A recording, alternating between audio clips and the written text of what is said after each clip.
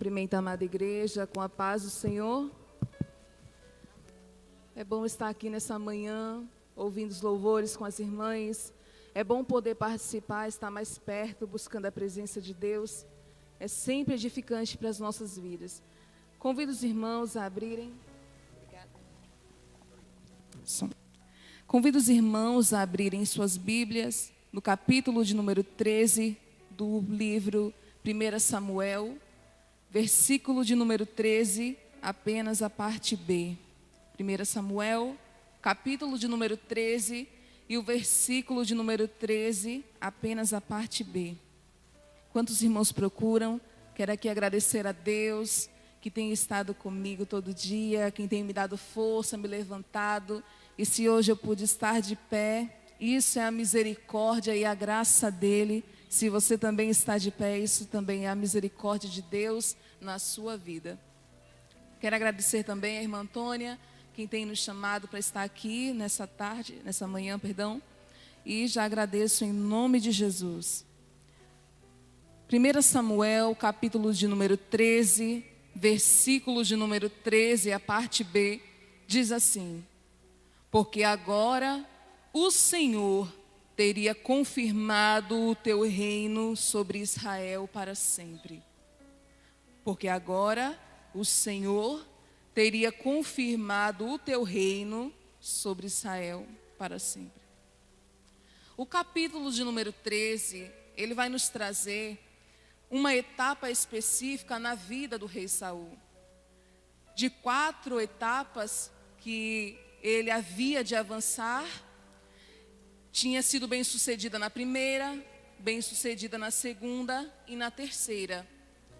E essas etapas, elas falam do chamado em si, do reinado a qual Deus lhe confiou.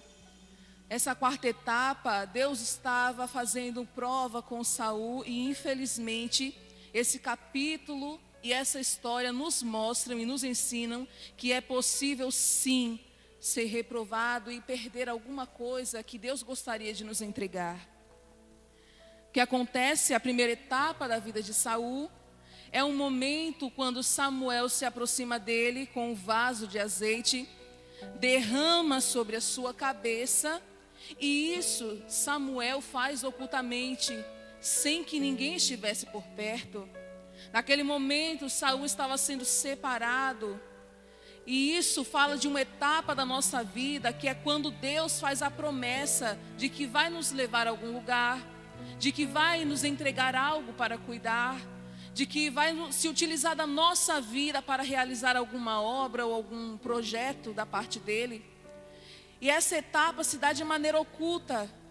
Isso é quando Deus começa a falar no nosso coração e ninguém ao nosso redor está ciente, ninguém está sabendo. As pessoas nem desconfiam, e se olhassem para mim, para você, certamente diriam que nós não seríamos escolhidos por Deus, porque não atendemos aos critérios dos homens. Mas a segunda etapa é a etapa onde Samuel reúne todas as tribos de Israel, chama a tribo de Benjamim à frente, a qual Saul pertencia, e dessa tribo ele chama Saul à frente e vai separá-lo, vai proclamar publicamente que ele era o escolhido de Deus. Isso fala de uma etapa específica na nossa vida, que é quando nós somos separados. É o dia que Deus cumpre a promessa que Ele fez em oculto. É o dia que Deus, Ele vem realizar aquilo que Ele falou no nosso íntimo, no secreto. Isso pode ser conhecido como o dia que o obreiro foi separado ao ministério, ou o dia que a irmãzinha foi chamada para ser dirigente do círculo de oração, o dia que uma irmã ou um irmão foi chamado a ser coordenador e encabeçar algum trabalho. E na terceira etapa, é uma etapa específica, logo no começo do chamado de Saul, que é quando Deus o enche do Espírito Santo para dar vitória ao seu povo. E após a vitória, Samuel intitula aquele momento como um momento específico para renovar o chamado de Saul.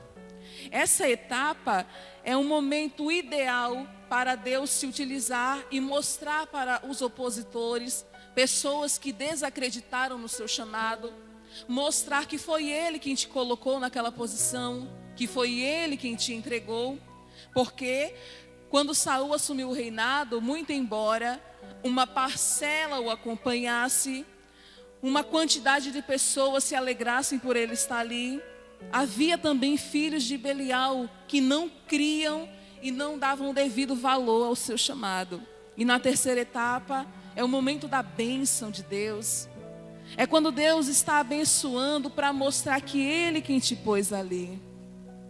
Só que a quarta etapa, ela nos chama a atenção e ela nos leva a meditar e a refletir que Deus, Ele ainda assim, mesmo após o exercício daquilo que Ele nos confiou fazer, Ele ainda deseja confirmar. E essa confirmação, ela vem ao longo do chamado. E o que Deus se utilizou aqui, nessa história, nesse momento, foi de uma adversidade para provar a fé de Saul.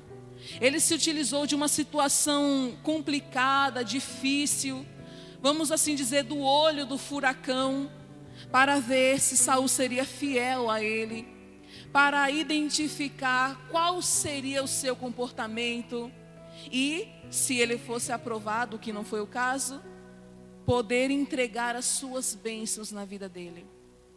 Capítulo de número 13 vai nos dizer que Saul havia reunido cerca de 3.000 homens de todo Israel, a fim de poder lutar contra os filisteus. Ele fica em uma montanha em Miquimais e deixa o seu filho na sua cidade, na sua casa em Gibeá.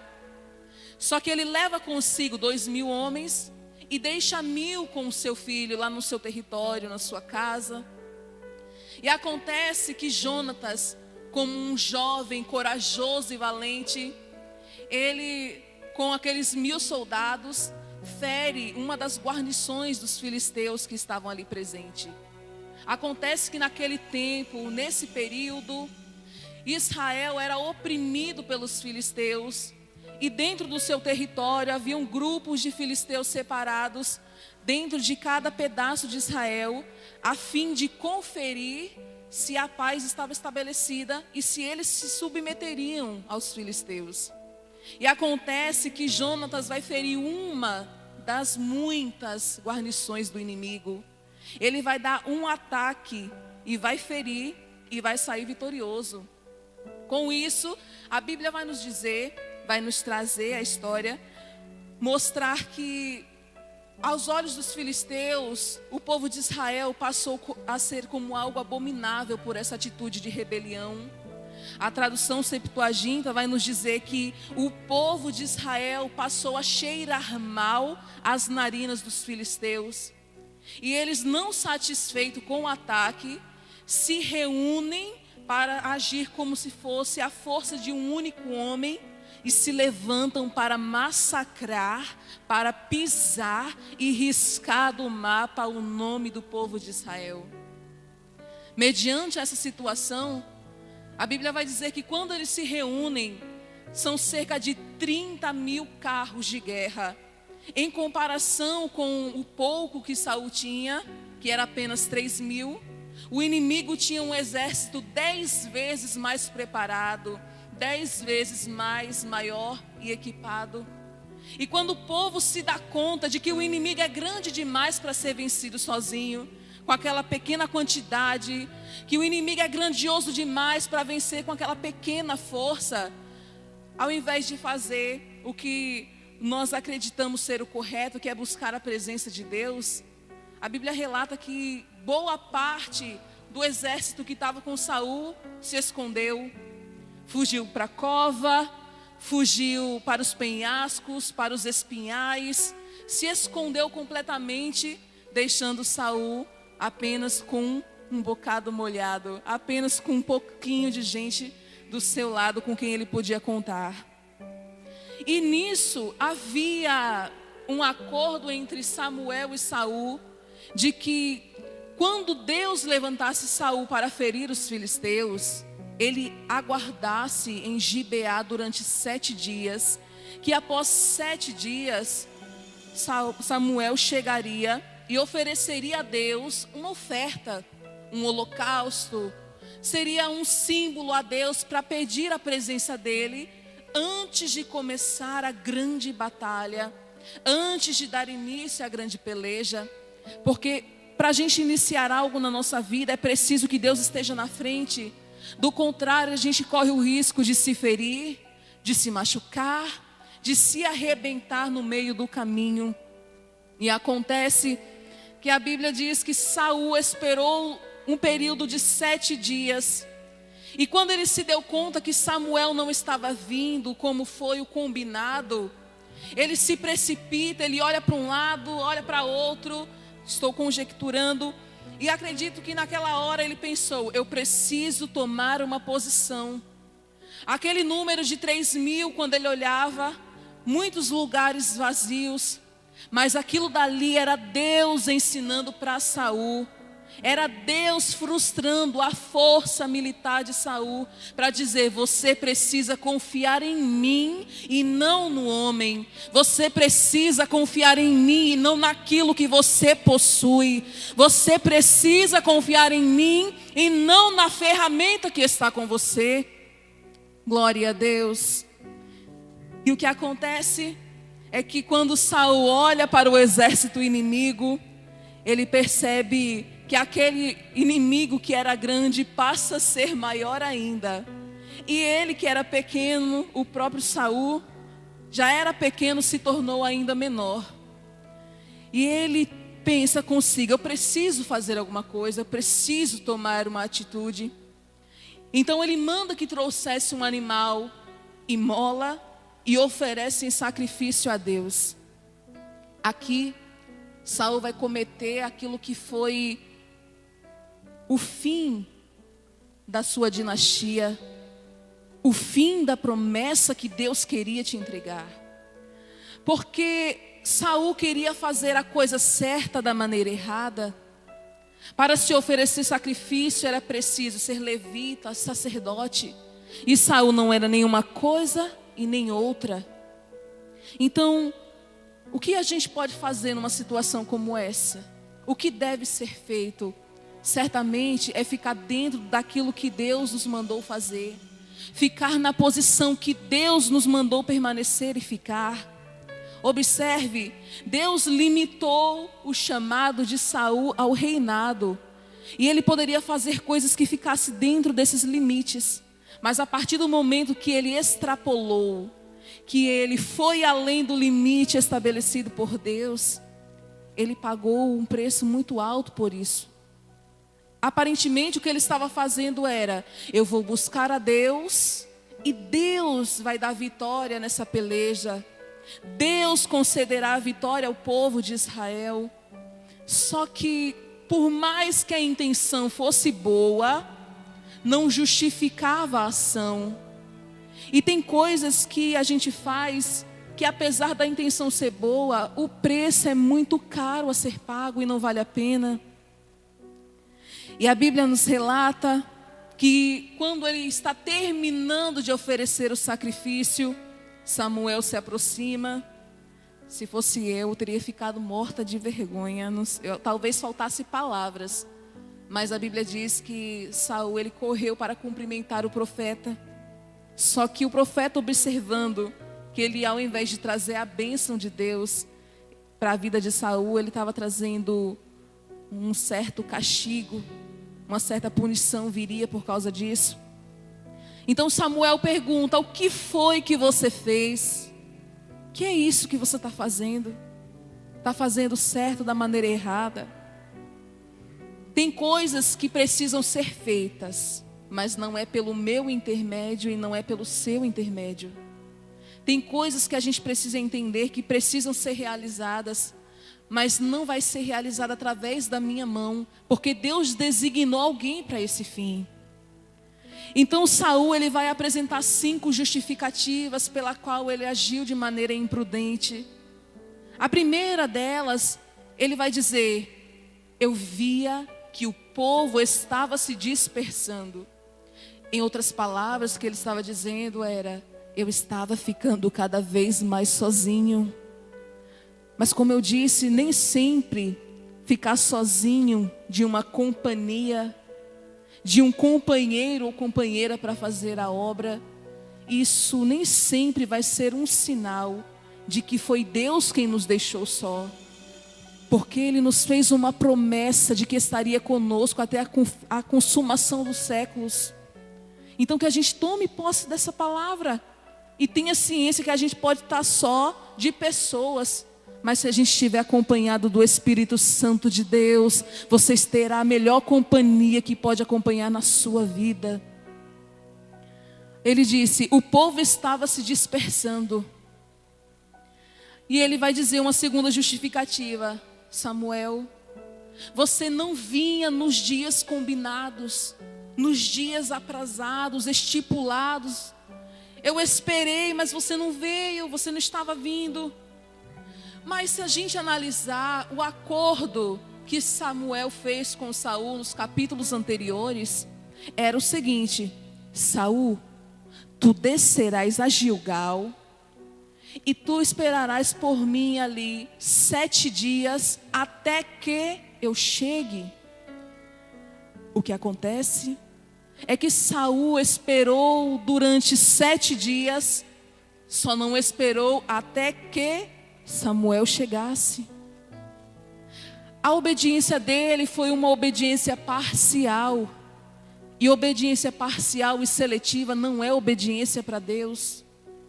Eu não posso escolher o que eu quero obedecer. Isso eu faço, isso eu não faço. Para Deus isso é rebelião. E o que acontece? Ele disse para Samuel, eu esperei. Esperou parcialmente. Esperou 99%. Faltou aquele 1%. E quem sabe, 1 hora só que ele esperasse mais, teria feito toda a diferença na sua história, no seu reinado. Terceira justificativa que ele apresenta, ele diz assim, os filisteus já estavam se ajuntando. Ou seja, os inimigos já estavam se reunindo. A Bíblia relata que eles já estavam em Miquimais. Pesquisando um pouco de onde era Miquimais para onde Saul estava, dava cerca mais ou menos de uns 300 quilômetros. É certo que ele corria o perigo de um ataque iminente, mas Deus estava provando a fé de Saul. Porque o poder de Deus se aperfeiçoa na nossa fraqueza, e que a gente não esqueça disso. Ele disse, o inimigo estava se reunindo. Quarto motivo, ele pensou, certamente descerão contra mim. Era ele dizendo para si mesmo, não era alguém que estava ao seu lado. Era uma voz que estava traindo ele próprio, era a voz dos seus pensamentos, a voz do seu eu. E às vezes a voz do nosso eu está nos traindo, está colocando temor em lugar de coragem, está colocando pavor em lugar de ousadia, está colocando tremor no lugar da confiança que a gente deve ter plenamente em Deus. E ele diz, certamente os inimigos descerão contra mim. Em outras palavras, era ele dizendo, o inimigo vai me matar, o inimigo vai me matar, eu vou morrer, eu vou morrer. Mas a sua vida está nas mãos de Deus. A sua vida não está na mão do inimigo, ela estava na mão do inimigo quando você estava no mundo. Mas a partir do momento que você aceitou Jesus, Jesus tomou posse da tua vida e você só morre no dia que Ele determinar. Glória a Jesus. E Samuel vai dizer por fim, ainda à face do Senhor eu não orei. Outras traduções dizem, eu não vi a face do Senhor, eu não aplaquei. Para resumir o que isso significa, era que Saul ele estava se sentindo perdido e não sabia o que fazer, e não sabia qual era a vontade de Deus. Mas que por via das dúvidas, quando a gente não souber o que fazer, o que falar, como agir, é melhor não fazer nada. O que Saul tinha que fazer naquele momento era esperar. E ele se precipitou. E a gente precisa entender que se Deus não mandou falar, então se cale. Se Deus não mandou agir, então pare. Se Deus mandou se aquietar, não se perturbe. Seguir o conselho de Deus às vezes parece ser difícil, mas é o caminho mais fácil para encontrar a paz e alcançar o objetivo desejado. Glória a Deus. Ele vai dizer: por causa disso, eu me constrangi e me senti coagido a tomar uma decisão. Por isso ofereci sacrifício a Deus. Fiz o que não era para ter feito. Samuel, ele vai dizer as palavras que nós lemos ao iniciarmos essa palavra. Primeiro ele olha para Saul e disse: agistes neciamente. Em outras palavras, como um tolo, como um louco, como um estúpido, insensato, como alguém que não pensa, como alguém que faz para depois pensar, uma pessoa que não reflete. Você agiu dessa maneira, e por causa disso, dessa atitude precipitada, você vai perder o que Deus queria te dar. É onde nós lemos que ele fala para Saul: o Senhor teria confirmado o teu reino para sempre. Saul já era rei, mas Deus queria estender a promessa à sua descendência, formar a dinastia de Saul. Mas por causa de uma atitude precipitada, o preço para ele foi alto. Mas o que eu quero te dizer nessa manhã é que o Deus que nos chama, Ele tende a confirmar no decorrer do nosso ministério, do chamado, do seu cargo, da sua função, do ofício que Ele te deu. Ele tende a confirmar que foi Ele que te colocou. Só que às vezes Deus usa uma situação complicada, uma situação difícil. Às vezes Ele vai se utilizar da dificuldade para provar isso. E Deus prova não só quando Ele te levanta, como até o seu último dia em vida. Quem não está lembrado de Elias no seu último dia em vida aqui na terra, onde ele foi visto pelos homens? A Bíblia diz que ele estava aquém do Jordão. E Deus queria tratar com ele além do Jordão. Mas naquele momento o Jordão era um obstáculo, mas ele precisava atravessar. Só que ele não tinha barco, remo, não tinha navio, não tinha canoa, jangada. Então ele não poderia ir nesses meios de transporte. Ele não poderia ir a nado por causa da idade, porque era muito longo o rio. E também não poderia ir caminhando porque era muito profundo e ele ia se afogar. Mas e agora? Deus não mandou ir para o outro lado? Você vai parar por causa da dificuldade, vai ficar aqui, desse lado de cá, e impedir de viver aquilo que Deus tem para você, que é maior do outro lado? A Bíblia diz que Elias, ele confia, na verdade, no Espírito Santo que está na sua vida. Ele toma a capa que está sobre os seus ombros, fere as águas, e as águas formam como que uma parede, e ele atravessa com Eliseu a pés enxutos. E o que é ainda mais maravilhoso é que Eliseu teve a oportunidade de ver carros e cavalos de fogo, e ver Elias subindo num redemoinho. Ele vendo Deus confirmando que era na vida de Elias, até no seu último dia aqui na terra. E por que não falar também de Estevão, que por pregar a verdade da palavra de Deus, estava sendo apedrejado. Só que no momento que ele ia ser apedrejado, a Bíblia diz que ele olhou para o céu e disse: eis que eu vejo os céus abertos diante de mim, e o Filho de Deus assentado à direita de Deus Pai. Os homens tiveram que ouvir que Deus era na vida dele, porque para ele ter uma visão daquela, era Deus confirmando: eu estou contigo mesmo nas pedradas.